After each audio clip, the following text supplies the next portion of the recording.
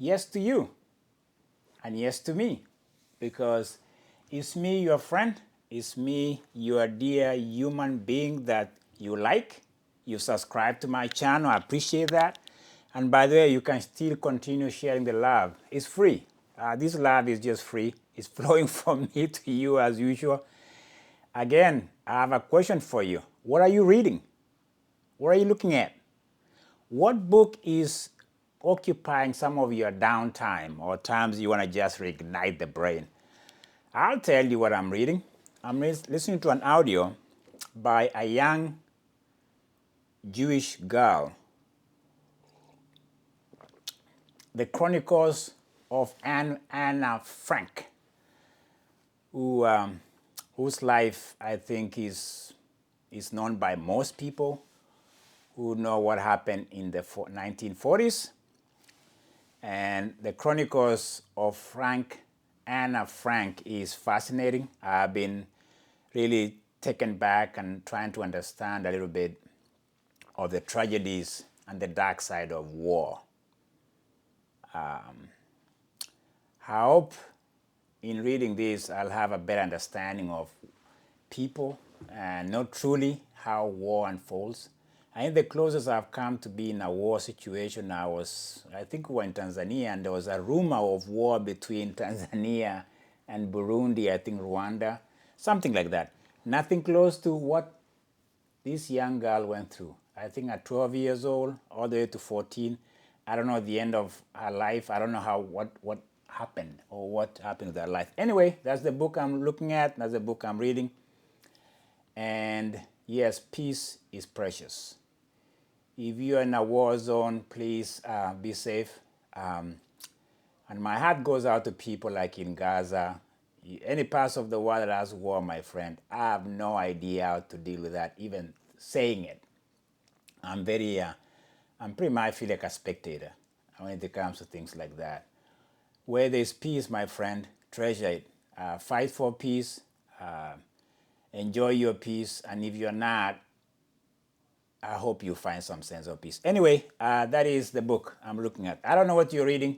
And if you want to share again, I'm always looking to hear from you. There's a comment section, there's a subscribe button, and there's a like button, and there's a share button. All those things, they are quite important to me and to you, because we are forming a community of Tukoriada episode number 71. The 70s are back, my friend. I never leave the 70s, but somebody say they were nice. I don't know what that means. I don't think anybody would say they were nice. So South Africans will say that. I think Kenyans were a young country. Anyway, enough of history. Let's get into what I'm here for today in this episode.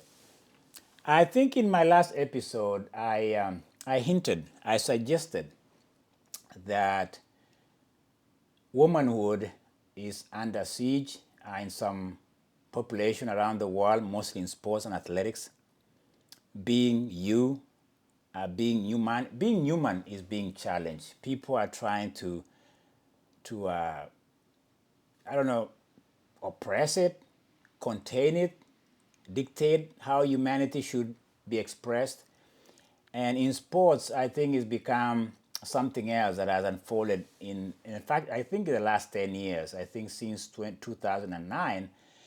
And I think the experiment or the guinea pig in this project that I've called Euro-Centric project is a woman that I think has withstood a lot of hate. I don't know, but Caster Semenya to me, and even before that, I roll it back a little bit to people like Maria Mutola, who was an 800-meter runner from Mozambique. When she came of age back in the 90s, the commentators were very interesting in how they depicted her womanhood and her physique. And yesterday, I was really challenged to understand people like even Julian Alfred, the winner of 100 meters, who shared the challenges she's been facing in her own life on being a woman in that body, and how the body is being used as a tool to portray the ideal woman. And now that is unfolding in the athletics world is troubling to me. Mostly, as I say, Semenya, the South African, because in 2009 when she won the world championship, I think there was a movement. There was a project was rolled out, and I'll call it Euro-Centric project, whereby they've used Semenya, the lady, to kind of push back or to contain or to humiliate and dehumanize athletes of black descent specifically. And I think I wouldn't say that, but it's been exclusively a project that's been targeting women of color, because Semenya, if I may recall correctly, her journey is well documented. If you want to find out about Caster Semenya, I think the legal battle that she had, and she had a reprieve with the human court that sided with her and say that she deserves a place in this universe in athletics. But the IAAF, which is a private entity, has isolated and banned her from racing. The reason why is quite fascinating to me. Very fascinating. It's mind-boggling, and to me, it's problematic. And I think the reason why I find it problematic is because it has all the chattels of slavery, all the chattels of colonial mentality. The template is right there. The manual of how they are using these women to rewrite their womanhood and their humanhood. Just forget, let's get the human part of it. Because the fact that these women are being told they're not women enough by a Western thinking and a Western mind and a Western lens is where I come in and start to ask these hard questions in athletics. That women are racing, they are running on track, they're running in any event, championship, world championship, Olympics, they are running to the podium to prove they are women. I've never had a man running to prove they are a man. Tell me any character that you know out there that has gone out there to run or to compete to prove that they are men. Because this gender, this binary thinking, this black and white thought process that is not even black and white, forget about black, let's just say it's white. Because the standard of beauty, the standard of womanhood, the whole identity of a woman has a Western white bent. Let's just leave it at that. Let's leave it at that, and anybody can challenge me on that. It is so much so because apparently, if history tells me correctly, black people have always been depicted as uncivilized. So here comes the Western world to civilize them. And one of the things that I remember historically that has really, it hits me is that even during the auctions, the days of selling slaves, there were two things they always look for. Either they are beautiful or they are masculine. And so now that we live in a world whereby when a woman shows some masculinity, it's a threat to the masculinity strange world that has been created. So when a woman has this look, she's intimidating. She's too strong. They should contain her testosterone. So what has happened in athletics world is interesting to me. So the IAAF instituted a thing that is out there to contain and suppress and reignite something within that woman that seems to say that the testosterone, they call it the T high. So this idea that is spiked so high has to be suppressed. And the victims have always been women of color.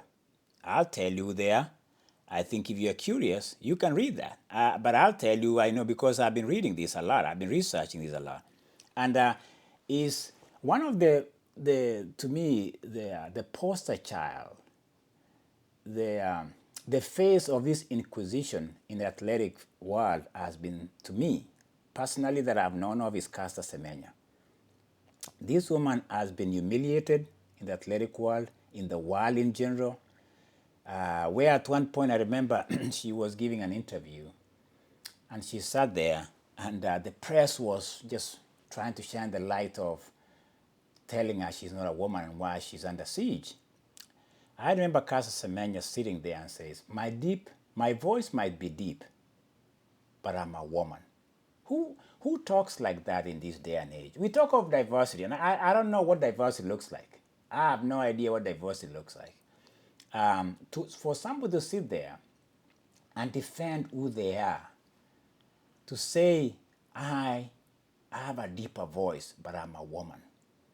And then one of the things that I remember about her is that during competitions, she was the most humiliated. So let me just go that they had to go and check her genitals.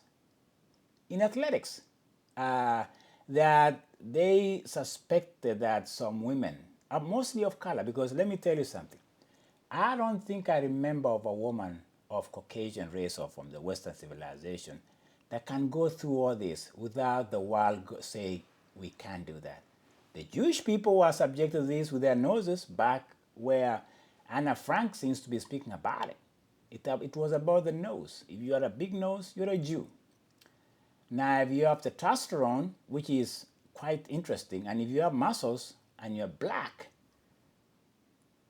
you are a man. Let me read to you a very troubling thing. Let me read to you this and tell me what you think.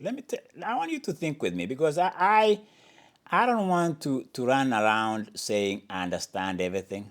But I want to tell you that in 2016, 800 meters, it was an event that was won by, you want to know who? You want to know who? Caster Semenya, the South African. Second was Francine Niyonsamba from Burundi. Third place, Margaret Nyairera Wambui. 1, 2, 3. Where are these women from? Africa. Burundi, South Africa, and Kenya. That is, I remember the commentators saying some things that are troubling, but this is more even troubling because the fifth place woman was a woman from Poland, Joanna Joswick. She was fifth. Her time was decent, 157. The winning time was 155. But this is what she had to say at the end of the race. I'll read her verbatim. And let me tell you, what I'm reading is not isolated. I don't think this woman, I think she's not even 25 in her age. She's pretty much a European, if I may say. I don't think she's picking this out of turn. I don't think what she says here, you listen to me, listen to this. These colleagues, she says, she's talking of the athlete she just finished running with. These colleagues have a very high testosterone level, similar to a male's, which is why they look how they look and run like they run.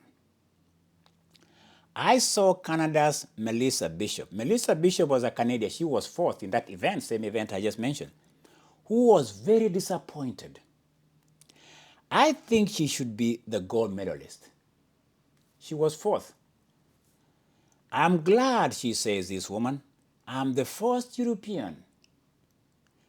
The second, John Waswick said after the event. So, this is a young lady from Europe who summarizes what they think of women who don't look like her. They are men. They are not blonde. They don't have long hair. They are more muscular. She could even claim that they have high testosterone. She just finished a race and she could claim that. Wow. When I read that, I was like,